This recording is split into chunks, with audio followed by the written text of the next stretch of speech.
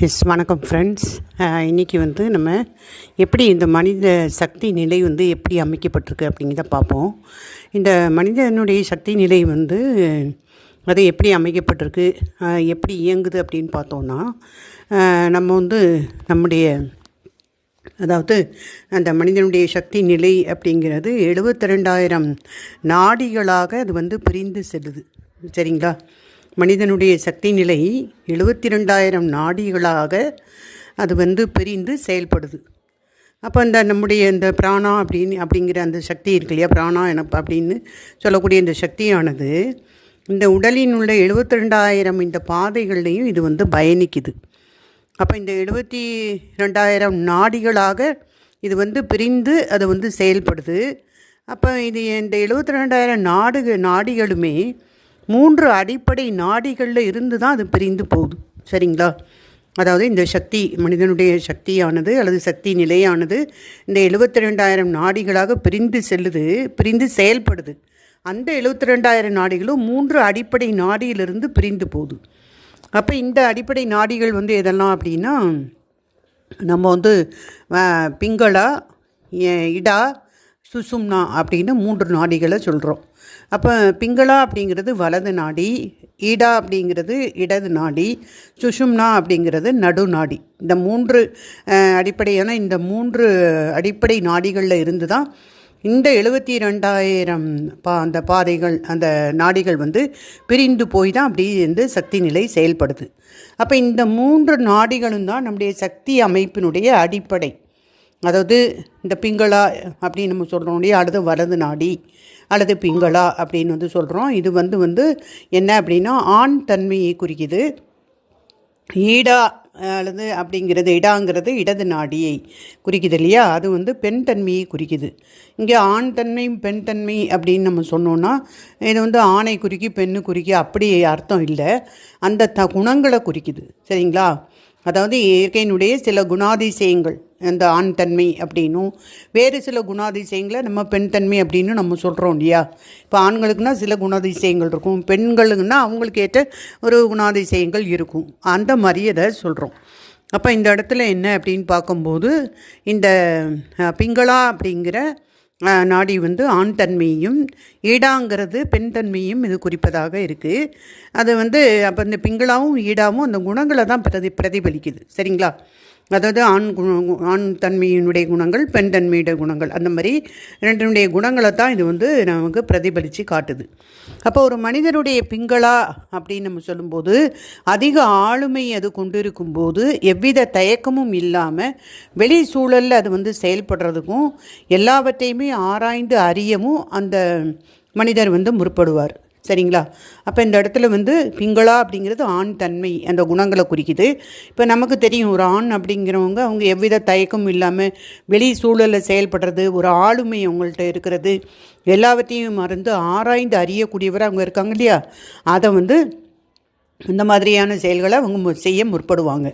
சரிங்களா? ஒரு மனிதனுடைய பிங்களா அதிக ஆளுமை கொண்டிருக்கும் போது, அந்த ஒரு பிங்களா அப்படிங்கிற அந்த நாடி அதிக ஆளுமையில் இருந்துச்சுன்னா, சக்தியோடு இருந்தால் அல்லது அதிக ஆளுமையோடு இருந்தால் அந்த மனிதர் இந்த வெளி சூழலில் செயல்படவும் எல்லாவற்றையும் ஆராய்ந்து அறியக்கூடியவராகவும் எந்தவித தயக்கம் இல்லாதவராகவும் இருப்பாங்க.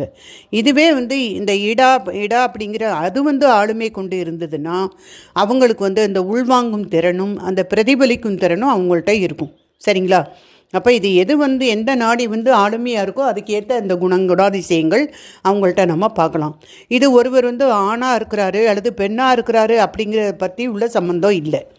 இப்போ ஒரு பெண்ணுக்கே இந்த ஆண் தன்மை குணங்களும் இருக்கலாம். அப்போ அவங்களுக்கு இந்த பிங்களா ஒரு ஆளுமையில் இருக்கா அல்லது இடா ஆளுமையில் இருக்கா, அதை பொறுத்து தான் அந்த குணாதிசயங்கள் அவங்கள்ட்ட வெளிப்படுது. சரிங்களா?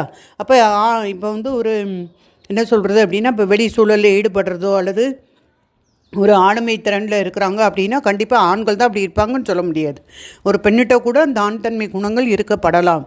அவங்களுக்கு பிங்களா அப்படிங்கிறது ஆளுமையில் இருந்தால் அப்படி இருக்கும். சரிங்களா? அப்போ இதில் அவர் ஆணாக இருக்காரா பெண்ணாக இருக்கா அப்படிங்கிறதெல்லாம் இங்கே சம்மந்தம் கிடையாது. அப்போ நாம் அதாவது இப்போ ஒரு ஆணாக இருந்து அவருக்கு இந்த ஈடா இடாங்கிறது ஆளுமை வாய்ந்ததாக அப்படி கூட இருக்கலாம். அப்போ அவங்கள்ட்ட அதே மாதிரி ஒரு பெண்ணாக இருந்து அவங்கள்ட்ட பிங்களா அப்படிங்கிறதும் ஆளுமை கொண்டதாக இருக்கலாம். அதனால் நாம் வந்து ஆணாகவோ பெண்ணாகவோ இருப்பதுக்கும் இந்த குணாதிசயத்துக்கும் எவ்வித சம்மந்தமும் கிடையாது. இப்போ சில ஆண்களை பார்த்தோன்னா கொஞ்சம் ஒரு பெண்மை மாதிரி அவங்க நடந்துப்பாங்க இல்லையா? அப்போ அவங்களுக்கு அந்த இடாவினுடைய அந்த ஆளுமை வந்து அது அதிகமாக இருக்கிறதுனால தான் அவங்க அந்த மாதிரி ஆணாக இருந்தால் கூட அந்த பெண் தன்மை அவங்கள்ட்ட கொஞ்சம் இருக்கும். அந்த குணங்களோ அந்த சிலர் சொல்லுவாங்க கொஞ்சம் பொம்பளை மாதிரி நடந்துக்கிறாங்க அப்படிலாம் சொல்லுவாங்க இல்லையா? ஸோ அந்த மாதிரி கூட இருக்கும். அப்போ இது ஆண் பெண் அப்படிங்கிற விஷயம் கிடையாது, அதோடு சம்மந்தப்பட்டது கிடையாது. அந்த குணத்தை அது வந்து வெளிப்படுத்துது. சரிங்களா? அந்த குணம் அதிகம் உள்ளவராக அவங்க வந்து காணப்படுறாங்க. பிங்களா அதிகமாக இருந்தால் ஆளுமை கொண்டு இருக்கிறவங்களாகவும் எவ்வித தயக்கமும் இல்லாமல் அந்த வெளி சூழலில் ஈடுபடக்கூடியவங்களாகவும் எல்லாவற்றையும் ஆராய்ந்து அறியக்கூடிய குணத்தையும் உடையவராக இருக்கிறாங்க. அதே மாதிரி இப்போ வந்து நமக்கு இடா வந்து அதிக ஆளுமையாக இருந்துச்சுன்னா அந்த உள்வாங்கக்கூடிய திறனும் பிரதிபலிக்கும் திறனும் அவங்கள்ட்ட மேலோங்கி இருக்கும். சரிங்களா? அப்போ அடுத்து என்ன அப்படின்னு பார்க்கும்போது இந்த ஆண் தன்மையினுடைய அந்த பிரதிபலிப்பான அந்த பிங்களாவை இப்போ சூரியன் அப்படின்னும், பெண் தன்மையினுடைய இந்த பிரதிபலிப்பான அந்த இடாவை வந்து சந்திரன் அப்படின்னு நம்ம குறிப்பிட்றோம். சரிங்களா? அப்போ நினைத்ததை செய்யக்கூடிய அந்த ஆக்ரோஷமும் அந்த வெளிநோக்கிய செயல்பாடும் சூரியனுடைய குணங்கள். அப்போ இங்கே வந்து என்ன அப்படின்னா இந்த ஆண் தன்மையினுடைய பிரதிபலிப்பான அந்த பிங்களாங்க தான் ஆண் தன்மையினுடைய குணத்தை பிரதிபலிக்கி. அப்போ இந்த பிங்களா அப்படிங்கிறத சூரியனும் இடாவை சந்திரனும் குறிப்பிடுறாங்க. அப்போ அந்த சூரியன் அப்படின்னு சொல்லும்போது என்ன அப்படின்னா அந்த அதாவது நினைத்த செய்யக்கூடிய அந்த ஆக்ரோஷம், அந்த வெளிநோக்கிய செயல்பாடு, இதெல்லாமே சூரியனுடைய குணங்கள். அப்போ சந்திரனுடைய குணங்கள் என்ன அப்படின்னு பார்த்தோன்னா அந்த உள்வாங்குவதும் பிரதிபலிப்பதும். அப்போ இந்த சந்திரனுடைய சுழற்சிகள் பெண் உடலோடு மிக ஆழமான தொடர்பு கொண்டுள்ளது. இது நம்ம முன்னாடியே பார்த்துருக்கோம். பெண்களுக்குள்ள இந்த 28 நாள் சுழற்சி அது கூட சந்திரனுடைய சுழற்சியோடு தொடர்புள்ள ஒரு விஷயம். அப்போ இந்த மனதளவில் பார்த்தா இந்த பிங்களா அப்படிங்கிறது அதாவது நம்முடைய தர்க்க அறிவையும், இந்த இடா அப்படிங்கிறது நம்முடைய உள்ளுணர்வையும் குறிக்குது. சரிங்களா? அப்போ இந்த பிங்களானாலே தர்க்க அறிவு, ஏன்னா அவங்க ஆராய்ந்து செயல்படக்கூடிய ஒரு குணாதிசயத்தை அது வந்து வெளிப்படுத்துது. அப்போ தர்க்க அறிவு அங்கே வேலை செய்யுது. ஆனால் இதே நேரத்தில் ஈடா அப்படிங்கிறது உள்ளுணர்வை குறிக்கிறது. அவங்க உள்வாங்கக்கூடிய தன்மைக்குள்ளே ஒருவராக அவங்க இருப்பாங்க. அந்த குணத்தை அது குறிக்கிறதுனால அது வந்து என்ன அப்படின்னா அந்த உள்ளுணர்வை அது வந்து குறிக்குது. அப்போ இந்த ஆண் தன்மை பெண் தன்மை அப்படிங்கிற இந்த இருமை தான் இந்த பொருட்தன்மை சார்ந்த அந்த வாழ்வினுடைய அடிப்படையாக இருக்கிறது. சரிங்களா? ஆண் பெண் அப்படின்னு எல்லா வகையிலும் இருமை அப்படிங்கிறது இருக்குது. அது வந்து இந்த பொருட்தன்மை சார்ந்த வாழ்வினுடைய அடிப்படையில் தான் அது இருக்குது. அதே மாதிரி ஒரு மனிதனுக்கு உள்ளும் கூட இந்த இருமைகள் வந்து ஒரு சமநிலையோடு ஒரு முழு தீவிரத்தில் செயல்படும் போது தான் அவன் வந்து முழுமையாக அந்த மனிதனாக இருக்கிறான். சரிங்களா? அப்போ அந்த இருமைகள் அப்படிங்கிறது ஒரு மனிதனுக்கு உள்ளும் கூட அவனுக்குள்ளேயும் கூட அந்த இருமைகள் சமநிலையோடு முழு தீவிரத்தில் செயல்படும் போது அவன் வந்து ஒரு முழு மனிதனாக வந்து அவன் வந்து ஆகிறான். அடுத்து என்ன அப்படின்னா அந்த 3வது நாடி சுஷும்னா நடுவில் போதுலேயே அது சுஷும்னா நாடி. அப்போ 3 நாடியில் இருந்து தான் அந்த 72,000 அந்த சக்தி அந்த 72,000 நாடிகள் வந்து பிரிந்து சென்று செயல்படுது அப்படின்னு பார்த்தோம். இந்த 3 நாடிகள் வந்து ஒன்று வந்து பிங்களா அப்படின்னு பார்த்தோம், இன்னொன்று இடான்னு பார்த்தோம். இப்போ நடுவில் உள்ள போகக்கூடியது அதாவது வலது நாடி பிங்களா, இடது நாடி நமக்கு இடா. சரிங்களா? சுஷும்னா அப்படிங்கிறது நடுவில் போகக்கூடிய நாடி. சரிங்களா? அப்போ அந்த சுஷும்னா அப்படிங்கிற அந்த நடு நாடி தான் நம்முடைய உடலமைப்பின் மிக முக்கியமான அம்சம். இருந்தாலும் இதை பற்றி பெரும்பான்மையருக்கு இதை பற்றி தெரியல, அவங்க அதை உணரவும் இல்லை. அந்த 72,000 நாடிகளோடு அது வந்து சேர்ந்து செயல்படாமல் இது தனித்து இயங்குது. சரிங்களா? அந்த 72,000 நாடிகளோடு இது வந்து சேராமல் தனித்து இயங்கக்கூடியது இந்த சுசும்னா நாடி அப்படிங்கிறது. இது வந்து நம்முடைய உடலமைப்பினுடைய மிக முக்கியமான அம்சம் அப்படின்னு சொல்கிறாங்க. அப்போ அடுத்து என்னன்னு பார்க்கும்போது இந்த 72,000 நாடிகளோடு இது சேர்ந்து செயல்படாமல் தனித்து இயங்குது அப்படின்னாலும் நம்முடைய சக்தி, அதாவது இதுதான் நம்முடைய சக்தி அமைப்பினுடைய ஆதாரமாக இருக்குது. அப்போ நாம் இந்த சக்தியானது சுசும்னா நாடியில் பயணிக்க தொடங்குச்சுன்னா, இப்போ வந்து இந்த நம்முடைய சக்தியானது இந்த சுசும்னா நாடி வழியே இதை பயணிக்க தொடங்குச்சுன்னா என்ன ஆகும்? வெளி சூழ்நிலை எப்படி இருந்தாலும் நம்முடைய உள் சூழ்நிலையில் நாம் எப்போவுமே சமநிலையோடு இருப்போம். சரிங்களா? அப்போ எப்போ நம்முடைய சக்தி இந்த சுசும்னா நாடி வழியாக அல்லது இந்த நடுநாடி வழியாக அதை பயணிக்கும் போது ஒரு மனிதனுக்கு எப்படி வெளி சூழ்நிலை இருந்தாலுமே அவன் தன்னுடைய உள்நிலையில் எப்பவும் சமநிலையில் இருப்பான் அப்படின்னு சொல்கிறாங்க. அப்போ பொதுவாகவே நாம் சமநிலையோடு இருப்பது போன்றே பார்க்கறதுக்கு இருக்கும். ஆனால் வெளி சூழ்நிலை கைமீறி போகும்போது தான் அது நம்மளை எப்படி பாதிக்குன்னு தெரியும். அப்போ நம்முடைய சக்திகள் இந்த சுஷும்னா நாடியில் நுழையும் போது நம்முடைய இந்த உள்நிலை வெளி சூழ்நிலையை சார்ந்து இருக்காது. வெளியில் என்ன தான் நடந்தாலும் பரவாயில்ல, ஆனால் நம்முடைய உள் சூழ்நிலையில் நல்ல ஒரு சமநிலை அமைதி அப்படிங்கிறது இருக்கும். ஏன்னா இந்த சுஷும்னா நாடி அப்படிங்கிறது இந்த 72,000 நாடிகளை சாராமல் இது தனித்து இயங்குது. சரிங்களா, அது தனியாக இயங்குது அப்படின்னு அவங்க சொல்கிறாங்க. இப்போ நம்ம அடுத்து சக்தி சக்கரங்கள் பற்றி என்ன அப்படின்னு பார்க்கும்போது, இப்போ என்ன அப்படின்னா நம்மளுடைய சக்தி சக்கரங்களை நாம் ஒரு சமநிலையில் நாம் இயங்க செய்து அதில் இருக்கக்கூடிய இந்த அடைப்புகளையெல்லாம் நீக்கிட்டு அந்த கடந்த கால நிகழ்கால எதிர்கால நோய்கள் எல்லாத்தையுமே அது குணமாக்கும் அப்படின்னு சொல்லி இந்த வல்லுநர்கள் சொல்கிறாங்க. இப்போ நம்முடைய சக்தி சக்கரங்களை சமநிலையில் இயங்க செய்து அதில் இருக்கக்கூடிய அடைப்புகளையெல்லாம் அகற்றிட்டோன்னா ஒரு மனிதனுக்கு இருக்கக்கூடிய ஒரு எந்த விதமான நோயாக இருந்தாலும் சரி அது எல்லாமே குணமாகும் அப்படின்னு வல்லுநர்கள் சொல்கிறாங்க. அப்போ இது என்ன அப்படின்னா அதுக்காக வேண்டி என்ன பண்ணுறாங்கன்னா இந்த சக்தி சக்கரங்களை ஆக்டிவேட் பண்ணுறது அல்லது அது கூடுதலாக அதில் ஒரு சக்தியை ஃபோக்கஸ் பண்ணுறது அந்த மாதிரிலாம் பண்ணுறாங்க இல்லையா. ஸோ அது அப்படி பண்ணுறது கொஞ்சம் ஆபத்தானது அப்படின்னு சொல்கிறாங்க. அப்போ இது மிக சூக்ஷ்மமான ஒரு விஷயத்தை இது அதீத கவனத்தோடும் அக்கறையோடும் கையாள வேண்டிய ஒரு அவசியத்தில் இருக்குது. இந்த சக்கரங்கள் அப்படிங்கிறது ரொம்ப ஒரு மிக சூக்ஷ்மமான ஒரு விஷயத்தை அது அதீத கவனத்தோடும் அக்கறையோடும் கையாள வேண்டிய ஒரு அவசியத்தில் இருக்கக்கூடிய ஒரு விஷயம். ஸோ அப்படி இருக்கும்போது நாம் என்ன அப்படின்னா இந்த நாடி அப்படிங்கிறத நம்ம உடலில் வெளிப்படையாகவும் காண முடியாது. இந்த உடலை வெட்டி நம்ம பார்த்தா கூட அதை நம்மளால் பார்க்க முடியாது. நாடிங்கிறது நம்ம கண்ணுக்கு தெரியாது. எப்போ நம்மளுடைய விழிப்புணர்வு அதிகரிக்குதோ அப்போ நம்ம உடலில் சக்தி ஓட்டம் அப்படிங்கிறது குறிப்பிட்ட வழிகளில் தான் அது நிகழ்து அப்படின்னும் எல்லா திசையிலுமே அது ஒழுங்குமுறையின்றி அது பயணிப்பது இல்லைங்கிறதும் நாம் உணர முடியும். சரிங்களா, இப்போ கண்ணால் நம்ம அதை பார்க்க முடியாது. நம்முடைய நாடிகளையோ சக்கரங்களையோ இதெல்லாம் நம்ம கண்ணிட்டு பார்க்க முடியாது. எப்போ நம்முடைய விழிப்புணர்வு அதிகரிக்குதோ அப்போ நம்முடைய உடலில் இந்த சக்தி ஓட்டம் குறிப்பிட்ட வழிகளில் நிகழ்கிறத உணர முடியும். சரிங்களா, அதே மாதிரி எல்லா திசையிலையுமே அது ஒழுங்குமுறை இன்றி அது பயணிக்கலை அப்படிங்கிறதும் நமக்கு தெரியும். சரியான விதத்தில் அந்த சக்தி ஓட்டம் நடக்கு அப்படிங்கிறத எப்போ நம்ம விழிப்புணர்வோடு இருக்கோமோ அப்போ மட்டும்தான் நம்மளால் அதை உணர முடியும். அப்போ இந்த சக்கரம் அப்படின்னு சொல்லும்போது இந்த நாடிகள் சந்திக்கக்கூடிய ஒரு சக்தி மையத்தை தான் நம்ம சக்கரம் அப்படின்னு சொல்கிறோம். இந்த நாடிகள் சந்திக்குது இல்லையா, அந்த சக்தி மையம் அதுதான் சக்கரங்கள் அப்படின்னு சொல்கிறோம். அதாவது சக்தி சுழல் அப்படின்னு கூட அது சொல்லுவாங்க. இப்போ இந்த நாடிகள் இந்த நாடிகளைப் போல் இந்த சக்தி சக்கரங்களும் மிக சூக்ஷ்மமான நிலையில் இருக்கிறதுனால அதையும் நம்மளால் பார்க்க முடியாது. சரிங்களா, அப்போ இந்த மையங்களில் நாடிகள் முக்கோண வடிவில் சந்திக்குது. இந்த நாடிகள் சந்திக்கக்கூடிய இடம், அந்த நாடிகள் சந்திக்கக்கூடிய அந்த சக்தி மையத்துக்கு பேர் தான் சக்கரம்னு சொல்கிறோம். இந்த சக்கரங்கள் இந்த நாடிகள் எப்போவுமே முக்கோண வடிவில் சந்திக்குது. சரிங்களா, ஆனால் அதை நாம் எப்படி பேர் வச்சுருக்கோம் அப்படின்னா சக்கரம்னு சொல்லி நம்ம அதை குறிப்பிடுறோம். ஆனால் அதனால் அது வட்ட வடிவமாக இருக்கும் அப்படின்னு கிடையாது. அது முக்கோண வடிவில் தான் சந்திக்குது. சரிங்களா, நாடிகள் சந்திக்கக்கூடிய அந்த சக்தி மையமானது அது முக்கோண வடிவில் இருக்குது. அது சுழலக்கூடியது அப்படிங்கிறதுனால நாம் அதை சக்கரம் அப்படின்னு பேர் வச்சுருக்கோம். அப்போ சக்கரம்னா வட்டமாக இருக்குது அப்படிங்கிற அர்த்தம் கிடையாது. சரிங்களா, ஒரு எந்திரத்தில் இப்போ நகரும் விதமாக செயல்படக்கூடிய பாகங்கள் எப்போவுமே வட்ட வடிவில் தான் இருக்கும். இந்த வீல் அப்படிலாம் நம்ம ஒரு மிஷினில் அந்த சுழலக்கூடியது எப்போவுமே ரவுண்டாக தான் இருக்கும். அந்த மாதிரி வச்சு அதனால் அப்படி ஒரு பேரை வச்சுருக்காங்க.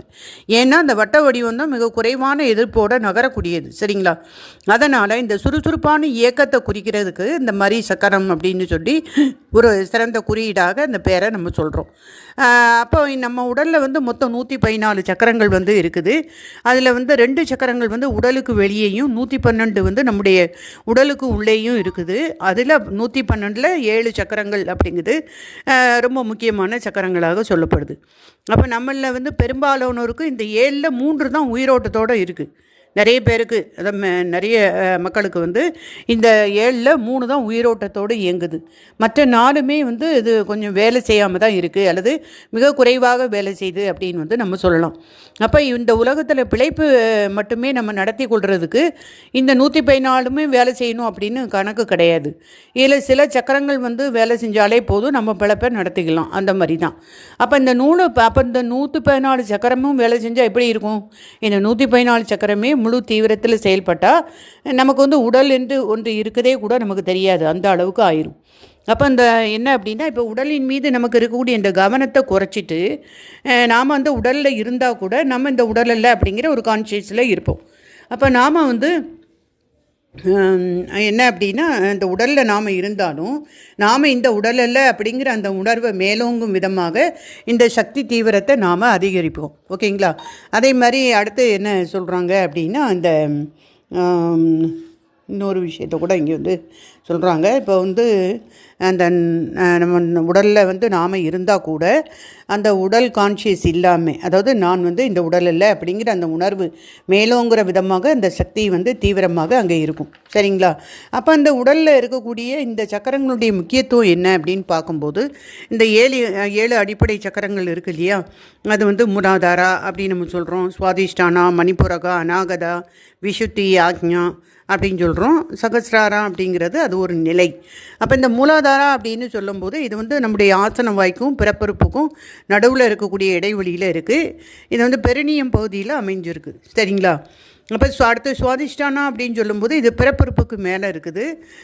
மணிப்புரகான்னு சொல்லும்போது நம்முடைய தொப்புளுக்கு 3/4 அங்குலம் கீழே அமைஞ்சிருக்கு. அநாகதா அப்படிங்கிறது நம்முடைய நெஞ்சு கூட இணையும் அந்த இடத்துக்கு கீழே இருக்குது. விசுத்தி அப்படிங்கிறது நம்முடைய தொண்டைக்குழியில் இருக்குது. ஆக்ஞா அப்படிங்கிறது நம்முடைய புருவ மத்தியில் இருக்குது. மற்றும் சகசிராரர் அப்படிங்கிறது இது வந்து பிரம்மரந்திரா அப்படின்னு நம்ம சொல்கிறோம். இது வந்து நம்முடைய உச்சந்தலையில் இருக்குது. எப்படி இந்த பிறந்த குழந்தையினுடைய உச்சந்தலையில் கொஞ்சம் மென்மையாக இருக்கும் இல்லையா, அந்த பகுதி தான் நம்ம வந்து அதை பிரம்மரந்திரா அப்படின்னு வந்து சொல்கிறோம், அல்லது சகசிராரா அப்படிங்கிறோம். அப்போ நம்முடைய சக்தி நிலை வந்து வெளிப்படக்கூடிய அந்த 7 பரிமாணங்கள் தான் இந்த 7 சக்கரங்கள் அப்படின்னு நம்ம சொல்கிறோம். அப்போ நமக்குள்ளே நிகழும் இந்த அனுபவங்களான, நமக்குள்ளே ஏற்படக்கூடிய இந்த கோபம், துன்பம், அல்லது நிம்மதி, ஆனந்தம், பரவசம் என அனைத்துமே நம்முடைய இந்த உயிர் சக்தியினுடைய வெவ்வேறு நிலையிலான ஒரு வெளிப்பாடு. சரிங்களா? அப்போ நமக்கு வந்து எல்லா நேரமும் ஒரே மாதிரி இருக்கிறது கிடையாது. அதே மாதிரி பல உணர்வுகளில் நாம் இருக்கிறோம். கோபம், துன்பம், நிம்மதி, ஆனந்தம், பரவசம் அப்படின்னு. அப்போ இது எல்லாமே இந்த உயிர் சக்தியினுடைய வெவ்வேறு நிலையிலான வெளிப்பாடு தான். எல்லாமே ஒரே சக்தி தான், அப்போ பல விதமாக அது வெளிப்படுது. அப்போ நம்முடைய சக்தி வந்து இந்த மூலாதாரத்தில் அதிக ஆளுமையோடு அது வந்து இயங்குச்சின்னு வைங்க. நம்முடைய இந்த சக்தியானது மூலாதாரத்தில் அதிக ஆளுமையோடு இயங்குனா நம்முடைய வாழ்வில் வந்து இந்த உணவும் தூக்கமும் தான் பிரதானமாக இருக்கும். மனிதனுக்கு அந்த உணவும் தூக்கம் தான் பிரதானமாக இருக்கும்.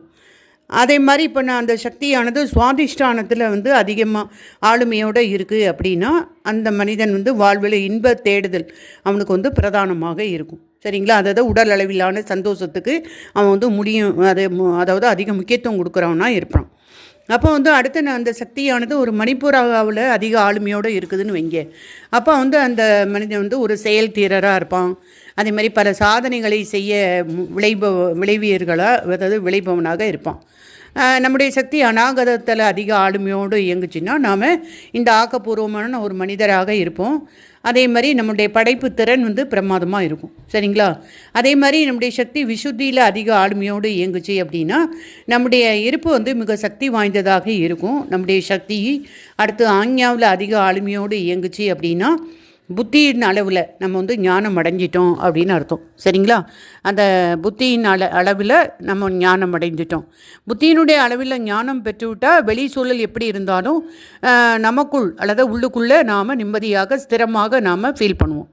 அதுதான் வந்து இந்த இது அதாவது என்னது அப்படின்னா ஆக்ஞா சக்கரம். இவை வெவ்வேறு அளவிலான இந்த தீவிரத்தினுடைய வெளிப்பாடு. இப்போ இன்பத்தை நாடுபவருடைய ஒரு வாழ்க்கை அப்படிங்கிறது இந்த உணவும் தூக்கமும் போதும் அப்படிங்கிறத விட அதை அவங்களோட ஒப்பிட்டு பார்க்கும்போது சற்றே அதிகமான தீவிரத்தோடு இது வந்து நிகழுது. இல்லைங்களா? இப்போ முதல்ல மூலாதாரத்தில் இருக்கிறவங்கள விட சுவாதிஷ்டானா ஓரளவு பெட்டராக இருக்குன்னு சொல்லலாம். ஏன்னா வந்து வெறுமனே அவங்க வந்து இன்பத்தை நாடுவோருடைய வாழ்க்கை வந்து அந்த உணவும் தூக்கமும் இதே போதும்னு சொல்லி மூலாதாரத்தில் இருக்கிறவங்களோடு ஒப்பிட்டு பார்க்கும்போது இவங்க சற்று அதிகமான தீவிரத்தோடு இருக்காங்கன்னு சொல்லலாம். அதே மாதிரி உலகில் எதையாவது சாதிக்கணும் அப்படின்னு முனைபவருடைய வாழ்க்கை, அதாவது மணிப்புரா சக்கரத்தில் இருக்கக்கூடியவங்கள அதை வந்து நம்ம பார்க்கும்போது பரவாயில்ல, அவங்கள விட இவங்க ஏதாவது சாதிக்கணும்னு நினைக்கிறாங்க அப்படின்னு நம்ம சொல்லலாம். அதே மாதிரி இன்ப தேடுதலில் இருக்கிறவங்கள விட இவங்க தீவிரத்தோடு நிகழ்கிறாங்க இல்லையா? அதே மாதிரி ஒரு படைப்பாளியோ அல்லது இவங்க மூவரை விடவும் அதிக தீவிரத்தோடு வாழ்கிறாங்க. அப்படியே இப்போ வந்து விசுத்தியில் இருக்காங்க அப்படின்னா முற்றிலும் அவங்க வேறு விதமான ஒரு தீவிரம் அவங்களுக்குள்ளே இருக்கும். ஆக்ஞாத்தில் இருக்காங்கன்னா ஆக்ஞா அப்படிங்கிறது விசுத்தியை விட கொஞ்சம் தீவிரமான நிலை. ஸோ இதை எல்லாமே தாண்டி இந்த சகசிராரத்தை நாம் அடைஞ்சாதான் இந்த விவரிக்க முடியாத அந்த பரவசத்தில் நாம் திளைக்க முடியும். சரிங்களா? அப்போ எவ்வித வெளி தூண்டுதலோ காரணமோ இல்லாமலேயே நமக்குள்ளேயே நாம் வந்து எப்போவுமே இந்த பரவசத்தை நாம் வந்து அனுபவிக்க முடியும். ஏன்னா நம்முடைய அந்த சக்தி நிலை வந்து அதனுடைய உச்சத்தை வந்து அடைஞ்சிட்டு அப்படிங்கிறதுனால. அப்போ அடுத்து என்ன, இதை வந்து நாம் வந்து சிலர் வந்து இதை வந்து ரெண்டாக வந்து பிரிக்கிறாங்க. கீழ்நிலை சக்கரம், மேல்நிலை சக்கரம் அப்படின்னு பிரிக்கிறாங்க. அதாவது மூலாதாரா, சுவாதிஷ்டானா, மணிப்புரகா, இதை வந்து கீழ்நிலை சக்கரம் அப்படின்னும், நம்முடைய விசுத்தி, ஆக்ஞா, அப்புறம் சகசிராரம் இது மேல் உள்ளது மேல் சக்கரம் ஒன்றும், இந்த நடுவில் உள்ளதை ஆக்ஞா சக்கரம் ஒன்று சிலர் வந்து சொல்கிறாங்க. இது வந்து அப்படின்னா என்னன்னு பார்க்கும்போது இந்த கீழ்நிலை சக்கரம் அப்படின்னு சொல்லும்போது இது அதாவது வீட்டினுடைய இந்த ஒரு அஸ்திவாரத்தையும் கூரையையும் நம்ம ஒப்பிடுறதுக்கு சமானம். இப்போ கீழ்நிலை சக்கரானா ஒரு வீட்டினுடைய அஸ்திவாரத்துக்கும் அந்த மேல்நிலை சக்கரா அப்படின்னா அது வந்து வீட்டினுடைய கூரைக்கும் ஒரு ஒப்பிட்டு நம்ம வந்து சொல்ல முடியும். ஆனால் வந்து ஒரு கூரை வந்து உயர்ந்ததும் இல்லை, அஸ்திவாரம் தாழ்ந்ததும் இல்லை அப்படின்னு நம்ம சொல்கிறோம். ஏன் அப்படின்னா அந்த கட்டிடத்தினுடைய தரம் அப்படிங்கிறது அதனுடைய ஆயுள், அதனுடைய உறுதி, பாதுகாப்பு, இது எல்லாமே அந்த கட்டிடத்தினுடைய கூரையை விட அதனுடைய அஸ்திவாரத்தை தான் பெருந்தும் சார்ந்திருக்கு. அப்போ அந்த ஒரு மூலாதாரா அப்படிங்கிறதும் முக்கியமான விஷயந்தான். அப்போ நம்மளுடைய உடலில் கூட மூலாதார சக்கரத்தில் ஓரளவுக்கு நமக்கு சக்தி வேணும், இருக்கணும். ஏன்னா அந்த உலகத்தில் சர்வைவும் நடக்கணும் இல்லையா? ஸோ அதனோட மூலாதாரத்துலேயும் கொஞ்சம் அளவு நமக்கு சக்திங்கிறது இருக்குது அவசியம். இப்போ மூலாதாரம் என்பதில் மூலம் என்பது நம்முடைய அடிப்படை, அந்த ஆதாரம் அப்படிங்கிற அஸ்திவாரத்தை குறிக்குது. சரிங்களா? அப்போ அடுத்து என்னன்னு பார்க்கும்போது நம்மளுடைய இந்த சக்தி சக்கரங்களுக்கு வந்து பொருட்தன்மை சார்ந்த ஒரு பரிமாணத்தை தவிர்த்து இந்த ஆன்மீக பரிமாணம் அப்படிங்கிறது இருக்குது. சரிங்களா?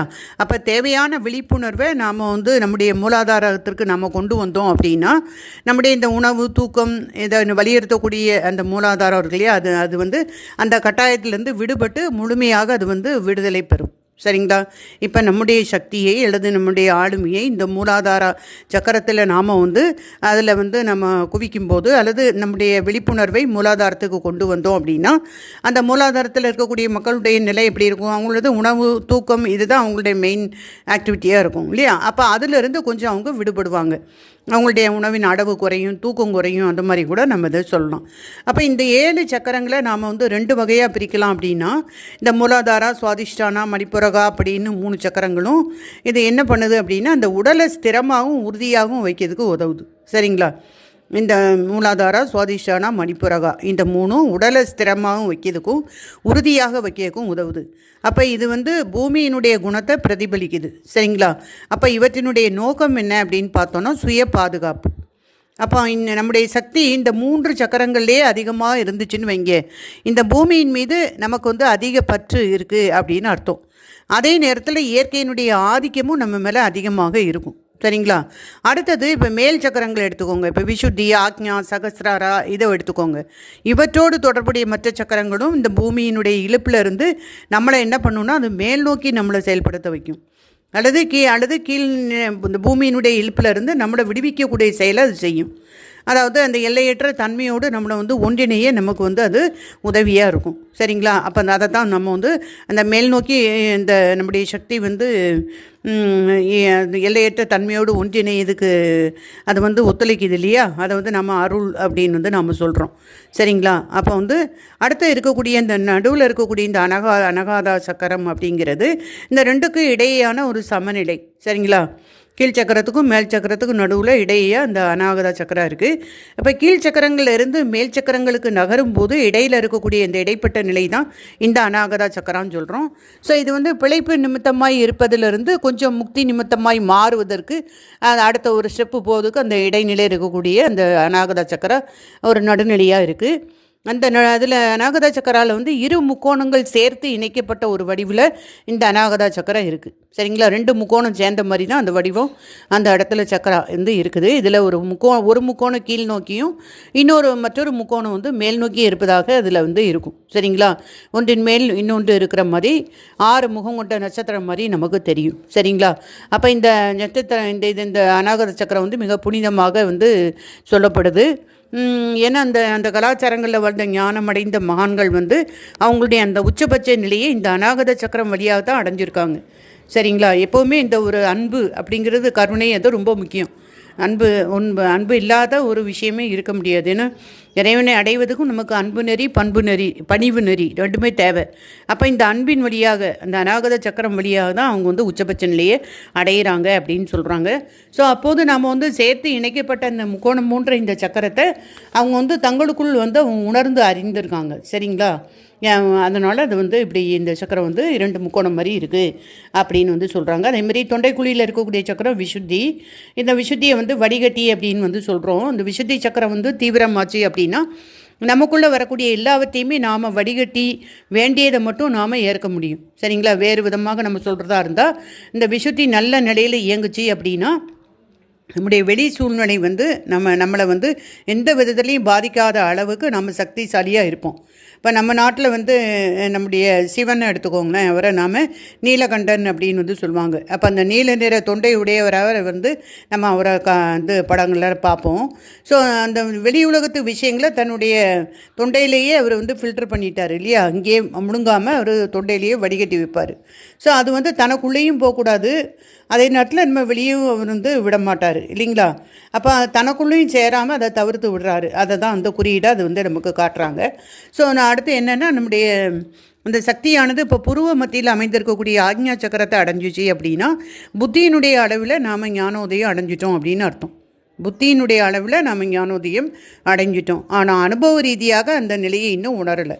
அது சகசிராருக்கு போனால் தான் நம்ம அனுபவமாக அதை நம்ம வந்து அனுபவ ரீதியாக அதை வந்து நம்மளால் உணர முடியும். இப்போ வந்து 8ஆம் நூற்றாண்டில் வாழ்ந்த ஒரு மாபெரும் மறைஞானி ஆதிசங்கரர் எடுத்துக்கோங்க.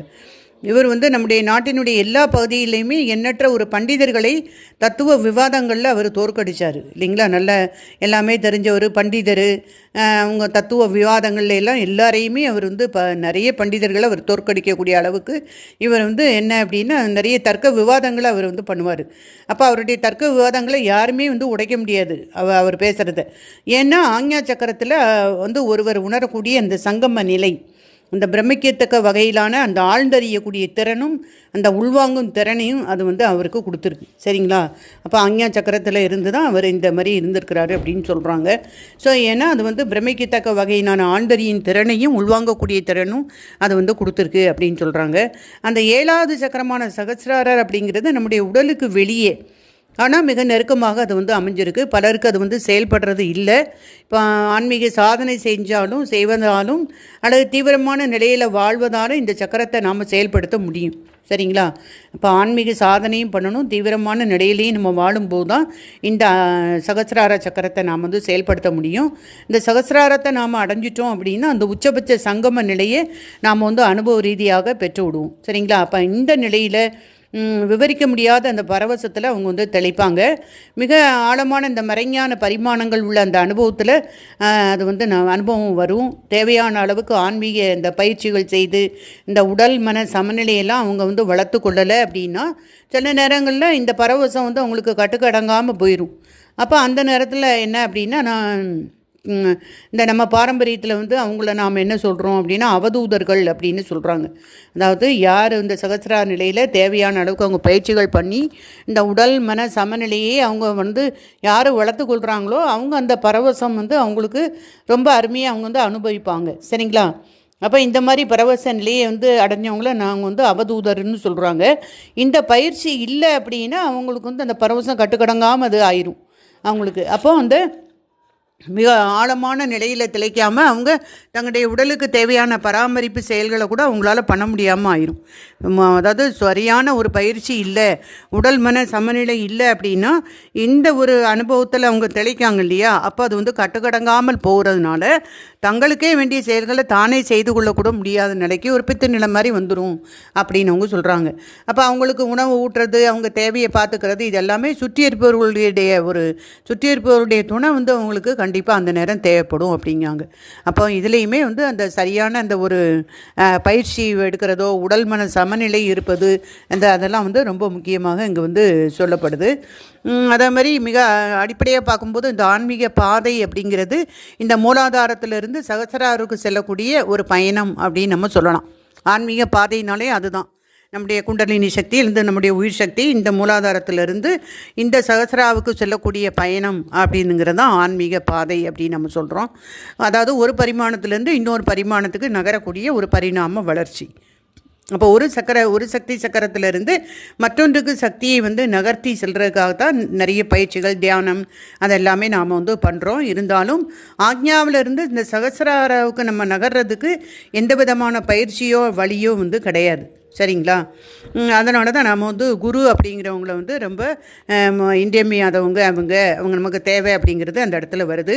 ஏன்னா குரு வந்து கண்டிப்பாக நமக்கு வேணும் அப்படின்னு வலியுறுத்தப்படுறாங்க. ஏன்னா அந்த ஒரு ஆக்ஞாவிலிருந்து நம்ம சகசிராருக்கு நகரத்துக்கு விதமான பயிற்சிகளோ வழியோ அங்கே இல்லை. ஆனால் குரு என்பவர் தான் நம்மளை கைட் பண்ணணும். அப்போ குரு அப்படிங்கிறவங்க நமக்கு ரொம்ப வந்து அவசியம்னு வலியுறுத்தப்படுது. ஆக்ஞாவிலேருந்து சகசிராரத்துக்கு நாம் தாவணும்னா ஒன்று ஒரு அதீத நம்பிக்கை நமக்கு இருக்கணும் அப்படின்னு அவங்க சொல்கிறாங்க. அதனால் குருவினுடைய முக்கியத்துவம் நமக்கு இங்கே தெரிவதாக இருக்குது. அடுத்தது என்ன அப்படின்னு பார்க்கும்போது என்ன அப்படின்னா நம்ம வந்து அந்த சகசிரா நிலைக்கு நம்ம வந்து அந்த ஒப்பில்லாத ஒரு பரிமாணம், அதாவது நம்ம ஒப்பில்லாத அந்த பரிமாணத்துக்கு நம்ம போயிட்டோம் அப்படின்னா அந்த பரிமாணத்தில் நாம் ஒரு தனிப்பட்ட நபராக இல்லாமல் எல்லாவற்றையுமே அரவணைக்கக்கூடிய அந்த எல்லையற்ற தன்மையாக நாம் மாறிடுவோம். அப்போ அந்த பேர ஆனந்தத்தை தாண்டிய அந்த ஒரு நிசப்தத்தில் அசைவற்ற ஒரு நிலையில் அவங்க தெளிப்பாங்க. சரிங்களா? சகசிரா நிலைக்கு போனவங்க அந்த பேர ஆனந்தத்தை தாண்டிய நிசப்தத்தில் அசைவற்ற நிலையில் இருந்து அவங்க அதில் வந்து ரொம்ப அனுபவிப்பாங்க அப்படின்னு வந்து சொல்கிறாங்க. ஸோ அது வந்து என்ன அப்படின்னா இதுக்கு வந்து இன்னொரு விஷயத்தையும் கூட இங்கே வந்து நம்ம பார்க்கலாம். அதாவது நம்முடைய புருவ மத்தியில் இருந்து ஒரு 6லேருந்து 9 அங்குலம் தொலைவில் இருக்கக்கூடிய ஒரு புள்ளியை வந்து நாம் ஒரு 3/4 மணி நேரம் நம்ம கண்ணை திறந்து வச்சு நம்ம கவனம் செலுத்தி கொண்டே வந்தாலும் நம்ம உடலினுடைய சக்தி சக்கரங்களுடைய தன்மை மற்றும் அவற்றினுடைய அமைப்பை நாம் உணர துவங்கலாம் அப்படின்னு வந்து சொல்கிறாங்க. ஸோ அப்போ வந்து வெளி சூழலில் இருக்கக்கூடிய பிரச்சனைகள் வந்து நம்முடைய சக்தி சக்கரங்களுடைய அமைப்பை வந்து பாதிக்குது. சரிங்களா? அப்போ நம்முடைய சக்தி சக்கரங்களுடைய அமைப்பை நாம் வந்து கண்டிப்பாக உணர்ந்து அறிவது, அதேமாதிரி வெளி சூழலினுடைய தாக்கத்தை குறைச்சி நம்முடைய சக்கரங்கள் வந்து ஸ்திரமாக இருக்கிறதுக்கு நாம் வந்து முயற்சி பண்ணணும் அப்படின்னு சொல்கிறாங்க.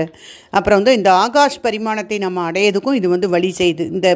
இந்த ஒரு விஷயம் சொன்னாங்க இல்லையா, அதாவது நம்முடைய பூர்வ மத்தியிலேருந்து ஒரு 6லேருந்து 9 அங்குலம் தொலைவில் ஒரு புள்ளி ஒரு புள்ளியில் நாம் வந்து அதன் மேலே கவனம் செலுத்தணும். நம்ம தியானம் மாதிரி அந்த மாதிரி கவனம் செலுத்தும் போது நமக்கு இந்த மாதிரியான பலன்கள் கிடைக்குது அப்படின்னு சொல்கிறாங்க.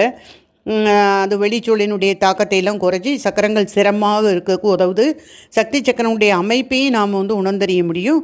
இந்த ஆகாஷ் பரிமாணத்தை அடையிறதுக்கும் அது வந்து வழி செய்யும். அதேமாதிரி மிக நுண்ணியமான நுட்பமான அந்த நம்ம இப்போ தியானங்கள்லாம் பண்ணுறோம் இல்லையா, அதுவும் பல்வேறு அம்சங்களில் நமக்கு உதவியாக இருக்கும் அப்படின்னு அதை சொல்கிறாங்க. அப்போ இது வந்து நம்ம வந்து தியானம் பண்ணாலும் நமக்கு வந்து ஆட்டோமேட்டிக்கலி இந்த நம்முடைய சக்கரங்களில் ஒரு ஆக்டிவேஷன் அப்படிங்கிறது ஒரு ஒரு ஆளுமை அப்படிங்கிறதும் நமக்கு வந்து வரும். அது வந்து அந்த சக்கரங்களில் சுற்றி இருக்கக்கூடிய அந்த கர்ம பொருட்களும் நம்ம தியானம் செய்யும்போது நம்ம பிரபஞ்ச சக்தியை வாங்கும்போது கண்டிப்பாக அந்த சக்கரங்களை சுற்றி இருக்கக்கூடிய கர்ம பொருட்களும் அங்கே அளிக்கப்படும். சரிங்களா? இப்போ தியானம் அப்படிங்கிறதும் ரொம்ப ரொம்ப முக்கியமானது. இந்த சக்கராவினுடைய செயல்பாட்டுக்கும் ரொம்ப முக்கியம் அப்படிங்கிறத இங்கே பார்த்துருக்கோம். Okay, thank you friends.